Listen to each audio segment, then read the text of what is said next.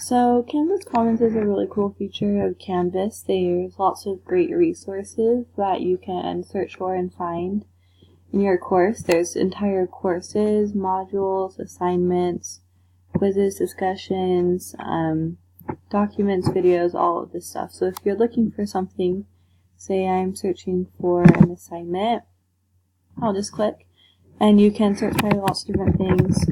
I'll search by chemistry since that's what my module is about, and lots of different things come up, and I can refine this search. Let me look for the 10th grade level.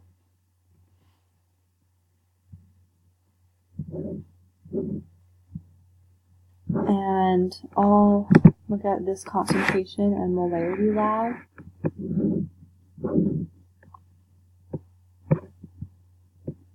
So if I decide that I want to use this lab, all I need to do is click this button and import it into my course, and it will be there.